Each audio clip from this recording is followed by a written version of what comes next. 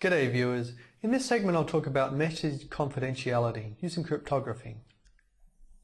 So what we're really trying to do in this lecture is understand how to encrypt information that's sent over the network to provide confidentiality. This is the classic threat of eavesdroppers being able to read messages and spies wanting to be able to send coded messages that can't be understood. Of course, we're going to get a little more modern and think about how it's used in networks. I'm going to tell you about two different kinds of schemes that are used to provide encryption for confidentiality. And they're symmetric or secret key schemes and public key or asymmetric encryption. And as I go through this, we're going to treat the crypto functions themselves as black boxes. So this is really more about how to use some of the primitives rather than exactly what bit operations are used inside the primitives themselves. It's very interesting to understand more about the crypto primitives themselves, but to do that we'll need to go over to a security course. Okay, so one of the first things I want to talk about here is the goal and threat model, so we understand what kind of security it is that we're trying to provide. The goal here is to send a private message from Alice to Bob. So Alice can send that message across the network to Bob and it will remain private. No one in the middle, Eve, will not be able to understand the contents of the message. This is called confidentiality. And you can see I have the diagram here. Alice is sending that message to Bob. And Eve here should not be able to read the contents of the message. That's the threat we're trying to protect against. Eve here is what's called a passive adversary. That means that she just gets to observe the messages as they go to and fro. She doesn't get to inject any of her own messages or tamper with them or do anything like that. So the threat model is simply that by observing them and looking carefully, she'll be able to understand what they say. If they're just sending the plane, well, that will be pretty obvious. So we're going to have to do something about that. Here's what we'll do about it. We'll use an encryption and decryption model. So this figure here shows the general setup for encryption and decryption to provide confidentiality. Alice is here over on the left, Bob's here over on the right. Alice and Bob, by the way, are standard names in cryptographic schemes. They were invented by Ron Rivest in some of his early papers, and now they're just used all over the literature. So Alice is going to send to Bob, and the message itself is called this plain text. So here's the plain text here. I love networks, of course. What else are you going to say? Now, we can't send this plain text over the network, or Eve's job in the middle will be trivial because she'll get the message. Instead, we want to encipher it and send what's called the ciphertext. That's this scrambled message here. So what Alice will do is she will encrypt the message before sending it. And she will encrypt it using this box here, this function, which we'll look at some schemes a little bit more in a moment. Once it's encrypted into this ciphertext, Eve will see the ciphertext because she's observing all of the network messages, but she won't be able to relate it to the original message. The encryption is parameterized here by a key. Now, if Bob has the same key, he'll be able to decrypt it and get back to plain text. And under this model, we've then sent a message across the network from Alice to Bob, but Eve hasn't been able to read it. Well, let's talk about that a little more and begin to go into some of the details and look at the schemes. The picture gives you the general setup. You should realize here that the encryption operation is a reversible mapping. So the ciphertext, in some sense, is the plain text. It's just confused. But there's a one-to-one mapping between them that can be reversed. So we can map a plain text into any plain text into its corresponding ciphertext and any ciphertext into its corresponding plain text. We also assume here, and this typical assumption, is that the attacker knows the algorithm. This dates actually from the 1800s as a general principle, in that you don't want the security of the algorithm, of the scheme, to rely on the security of the algorithm. Because if someone leaks the details of what the algorithm is, then it's all over. Instead, what happens is the algorithm is assumed to be widely known, but it's parameterized by a key. This key is secret, so it has to be held secret. If the key is compromised, then you can use the same algorithm with a different key. And an attacker, even if they were able to break the scheme with one key, they shouldn't be able to break it with another key. Of course, the problem here is that the keys need to be distributed. In some sense, we saw previously that Alice and Bob both had a key, so some kind of key needs to be distributed. This often turns out to be the Achilles heel of encryption schemes, because you've got to be able to get the key somewhere before you can really start sending encrypted information.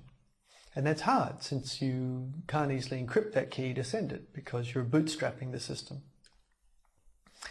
Okay, so I'm going to talk briefly about the two different kinds of encryption schemes that you'll run into, and their pros and cons. That's our job for this segment, to find out about these two kinds of encryption. And they are symmetric key encryption, or secret key encryption as it's called sometimes, and public key encryption, or asymmetric encryption as it's called sometimes. I'll go into both in detail, but in a nutshell, the difference is the way the keying and the encryption is done. In symmetric key, Alice and Bob both have the same secret key. So they're sharing a key, and it's got to be secret. If you know the key, everything's over.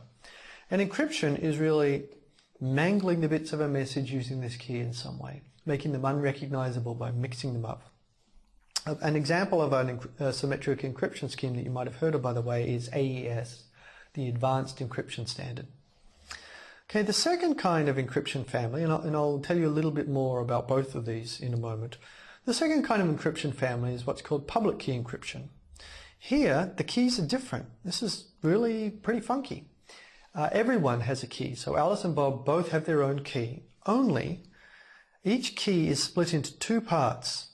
It's split into a public part, which can and should be widely known, so everyone can see the public part of a key, and also a corresponding private part.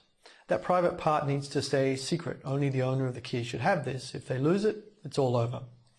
Encryption in this funny split scheme is actually based on different kinds of mathematical problems. You might have heard of one well-known public key scheme called RSA. That scheme is based on the mathematical problem of factoring. It's very difficult to factor very large numbers that are the product of two large primes. So that difficulty allows the construction of a problem that, the division of a problem into two parts. It's very easy to take the mapping one way and very hard to take it the other way. And that's going to translate into us having a key, part of which is public, part of which is secret. So let's talk about both of these schemes in just a little bit more detail so you can see what's going on. Here's the same general picture as I had before. So in symmetric key encryption, or secret key encryption, Alice and Bob have the same key. I've called that here KAB, and you can see here it is. They both have it, and it's marked a secret key. They both have it, and they need to keep it secret, because anyone who possesses this key can read messages and send messages with the same cipher. And they simply go through the same motions that I've described before. They encrypt using this key. It moves from the plain text here to the ciphertext here. And on the other side, they decrypt using the same key, and Bob is able to get the plain text back. So that was symmetric key encryption. That's it. I'm not going to tell you the details of what's inside the encryption boxes, because that's really beyond what we can cover. Okay, the next one, public key encryption, or asymmetric encryption. This is a little stranger. So here's our diagram again, and the key concept here, the key difference is that Alice and Bob each have their own key, and that key is split into a public-private key pair. So there are public and private portions of the key pair. I've shown here Bob's key. So we have KB, that's the public part, and KB to the -1, that's the private part. -1 there is really sort of implying the inverse operation. So now, in this scenario, Alice is going to send to Bob, so we're interested in this direction. And for the keying arrangements, Alice is going to get to use Bob's public key, that's KB, to send a message to him.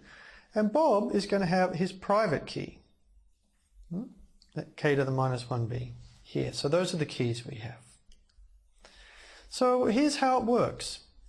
Alice is going to perform an encryption operation to get the ciphertext, but to encrypt she simply uses Bob's public key. Now actually Alice is doing this to send to Bob, but since this key is public, anyone can get it, should be able to get it. And since they can get it, anyone can encrypt a message that's sent to Bob. And when it's encrypted with this, it will be ciphertext that no one on the network, like Eve, should be able to understand the contents of.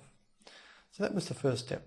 The second step, as it goes over here, is that Bob decrypts it with his private key, and he can get back the plain text. Now that private key, KB to the -1, is a key that only Bob has. So he hasn't given this key to anyone else, not even Alice. So he's the only person who is able to decrypt and read this message. So we've created a system where anyone can send an encrypted message to someone and only they can read it. That's public key encryption. So one of the difficulties, the key difficulty really, with these schemes has to do with key distribution. Okay, it's a big problem, a major problem on the network. Now, if we were all just spies, and maybe it wouldn't be such a problem actually, because presumably there are a small number of spies and we have long-standing relationships and we can set up a key between us ahead of time. Maybe we needed to meet to ensure there was some trust initially. On a network, however, hosts will often want to talk to other parties who they've never met before and they have only the faintest notion of who they are. So to do that, we would always like to be setting up new keying arrangements. We can't really do that. It's problematic with symmetric key encryption. And that's because, before we can use symmetric key encryption, you need to set up a key with someone. So you sort of need to know them ahead of time to set up the key, but we're always meeting these new parties. This is where public key encryption really comes in handy. You can send a message to someone, and if their public key is available, they can publish the key on their web page. Everyone can know it. So public key encryption would seem to go a long way to help us with setting up key arrangements, because servers can publish their own public keys, and that way you can send a message to the server that no one else can read. This is great. We'll see later though that it has its own difficulties. And the difficulties really have to do with needing a trusted directory service to distribute the public keys. I mean, how do you know you have the public key for the server as opposed to someone else's public key? It's just a public key after all. So there's a problem between binding public keys and their identities. And we'll look later at how certificates are used to deal with this problem and make it a little easier to solve. These are used widely on the web, for instance. Okay, so now you know a little bit about symmetric key and public key encryption. To compare them a little more, I'm saying here really that they have complementary properties. We covered this property, key distribution. For a symmetric key scheme, it's hard because you have a key per pair of different users or hosts. There are a lot of different pairs, so there are a lot of keys, and every time you want to talk to a new person, you need to distribute these keys.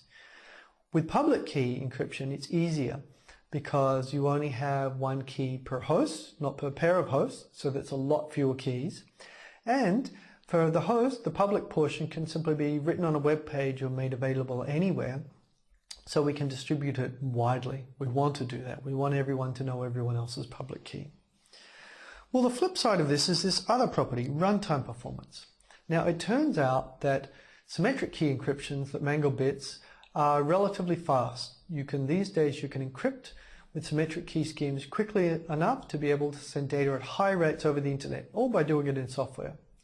You used to have crypto boards and other kinds of hardware support, but these days even your microprocessor instruction set has a little bit of support for encryption, and you can just encrypt in software and it's usually fine. On the other hand, for public key schemes, encryption tends to be very slow. And I'm talking about orders of magnitude, maybe 3 orders of magnitude slower than symmetric key encryption. So you'll tend to want to send in frequent messages or small messages with public key cryptography. The catch here, of course, is that we want to get the best of both worlds. Public key was very useful for keying arrangements, but we really want the performance of symmetric key encryption. No one, by the way, wants to pay extra for security. We'd all like security for free. We don't want it to slow us down or inconvenience us in other ways. But it turns out that we actually can come up with a winning combination that gives us the best of both of these properties fairly well. And it works like this. If you think about it, actually, maybe you could work it out ahead of time. That would be a good exercise. But we can do this. So if Alice is trying to send confidential messages to Bob, she can begin using public key encryption. She can send a very small message to Bob. that can be a secret key. So this might be 256 bits. Once she's done this, Alice and Bob share a secret key. Yay, that's exactly what we wanted. Then Alice and Bob can switch over to symmetric encryption and use that to send many large messages very quickly, all using this shared key that we've now established. So this combination, this technique is used very frequently in practice, and this key which they generate just to use, the symmetric key, is called a session key. So a session key is typically generated and used over the short term just for a particular session. And the next time you want to do it again, you generate a fresh session key. Okay, so now we've seen how to encrypt messages for confidentiality. We've got the basics of that. We'll see how to apply that to different schemes later on.